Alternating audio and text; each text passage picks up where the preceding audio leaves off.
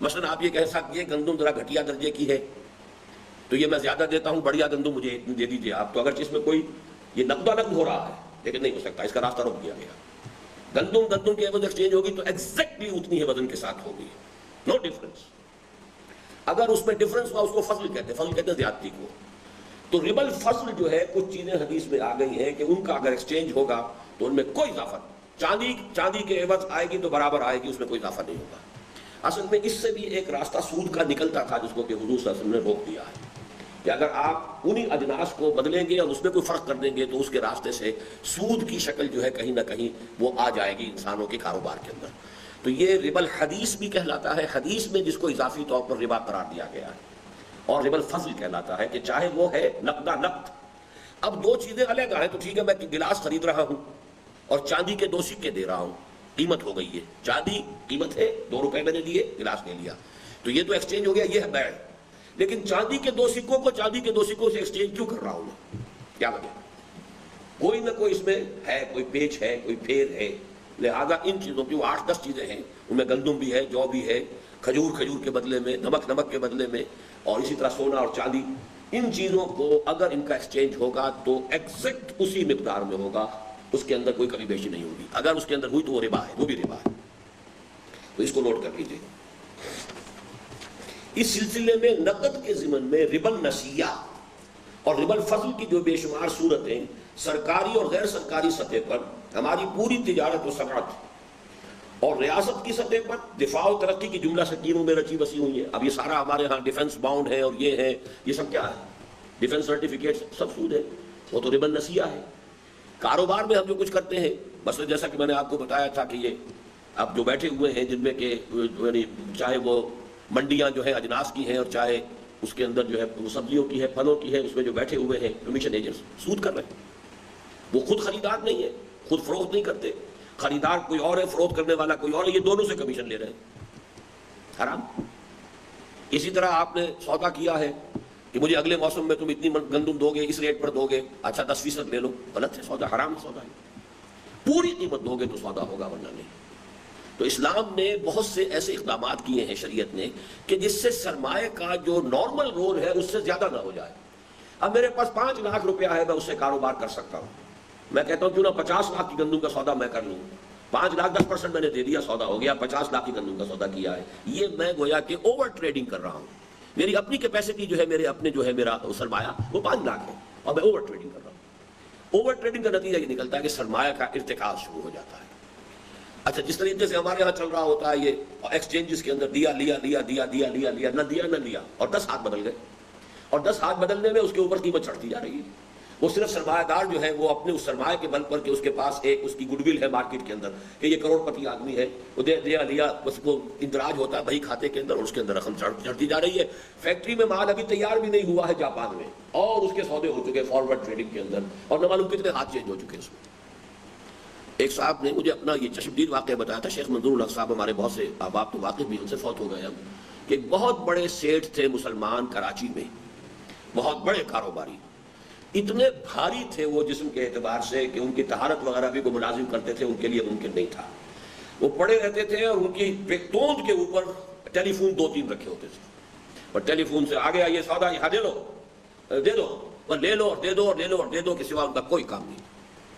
اور ٹیبل کی انہیں ضرورت نہیں تھی، ان کی توند جو ہے وہ خود ہی ٹیبل کا کام دیتی تھی، اسی کے اوپر وہ ان کے رکھے رہتے تھے ٹیلی فون۔ یہ چشمدید واقعی پر لیا دیا دیا دیا، اس کے اندر جو ہے نہ کچھ دیا نہ کچھ دیا، اور قیمت کے اوپر چڑھتی جا رہی ہے۔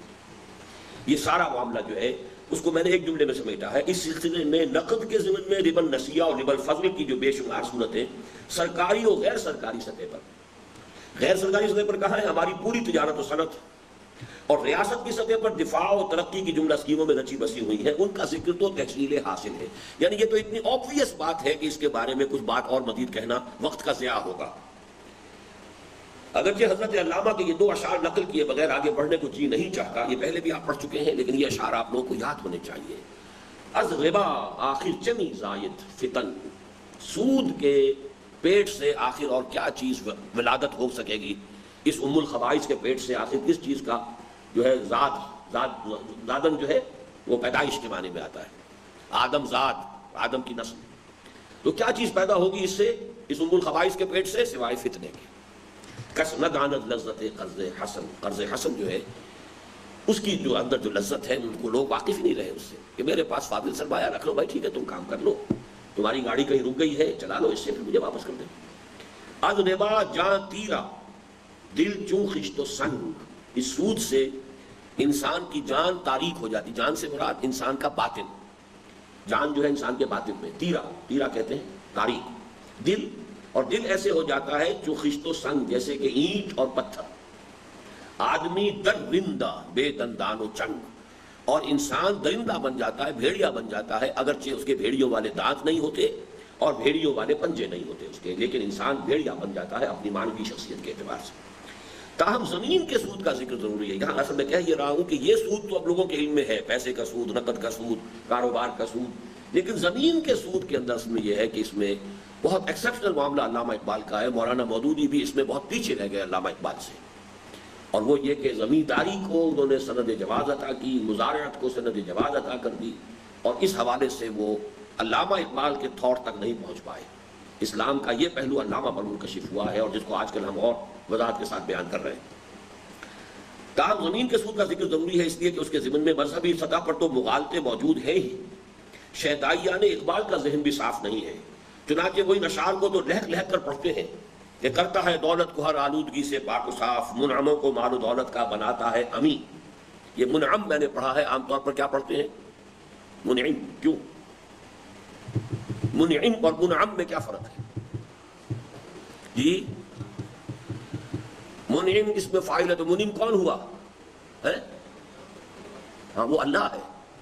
منعم اس نے ہمیں نعمت دی ہے. منعم وہ ہے جسے اللہ نے دولت دی ہوئی ہے, اس شخص کو اللہ جو ہے امین قرار دیتا ہے. منعموں کو مال و دولت کا بناتا ہے امین. اس سے بڑھ کر اور کیا فکر و عمل کا انقلاب. بادشاہوں کی نہیں اللہ کی ہے یہ زمین, اور دے خدایا یہ زمین تیری نہیں تیری نہیں. دے خدایا جی خدا کی دعائی. دیہ کہتے ہیں گاؤں کو, دیہات, دیہ گاؤں. دیہ خدا جو گاؤں کا مالک ہے. نا خدا کسے کہتے ہیں؟ اللہ. کیوں؟ ناؤ کا خدا, ناؤ کا مالک, ناؤ کہتے ہیں کشتی کو, نا خدا. دیہ خدا زمیندار کو کہتے ہیں جو جاگیردار ہے, اس لیے کہ وہ مالک زمین ہے. دے خدایا, یہ خدایا یہاں پر اس سے خطاب ہو رہا ہے. دے خدا مالکان دہ, مالکان دہ کا لفظ استعمال ہوتا ہے بہت اردو میں. دہ سے دیہات اس کی جمع ہے. تو دے خدایا یہ زمین تیری نہیں تیری نہیں. اللہ سے تو نہیں کہہ سکتا نا, اللہ کی تو ہے یہ زمین, کہ اے زمین کے مالک, اے گاؤں کے مالک, اے جاگیردار, اے زمیندار, یہ زمین تیری نہیں تیری نہیں, تیرے آبا کی نہیں تیری نہیں, میری نہیں, کسی کی نہیں, اللہ کی زمین. اور رزق خود را از زمین بردن رواست, زمین سے اپنے لیے رزق نکال لینا یہ روا ہے, جائز ہے, صحیح ہے. ای متاع بندہ مل کے خداست, یہ اللہ کے لیے, اللہ کی ملکیت ہے, بندے کے لیے استعمال کی چیز ہے. متاع کہتے ہیں متاع الحیات دنیا, یہ دنیا کی زندگی کی استعمال کی چیز ہے. استعمال کرو, اس سے پیداوار حاصل کر لو, اس سے گندم کی فصل لے لو, مالک نہ سمجھو اپنے آپ. لیکن غالباً انہوں نے قرآن کی اس تعلیم اور اقبال کی اس تبیین کو صرف اخلاقی وعظ کے خانے میں رکھا ہوا ہے, اور یہ نہیں جانتے کہ زمین کے سلسلے میں یہ اسلام کے قانونی و فقہی نظام کی اہم اساس ہے. چنانچہ امام اعظم ابو حنیفہ اور امام دار الہجرت مالک رحمۃ اللہ علیہ دونوں کا متفقہ فتویٰ ہے کہ مزارعت مطلقاً حرام ہے. اور اقبال کا یہ فرمانا محض شاعری نہیں ہے کہ خدا آ ملت را سربری داد, کہ تقدیرش بدست خیش بن وشت. خدا, اب یہاں خدا اسی معنی میں, خدا آ ملت, اس ملت کو, سروری داد, اس کو اقتدار دیتا ہے, دنیا کے اندر عزت دیتا ہے, کہ تقدیرش بدست خیش بن وشت, کہ جو قوم اپنی تقدیر اپنے ہاتھ سے لکھتی ہے, یعنی وہ لوگ جو ہاتھ سے کام کرنے میں آر محسوس نہ کریں.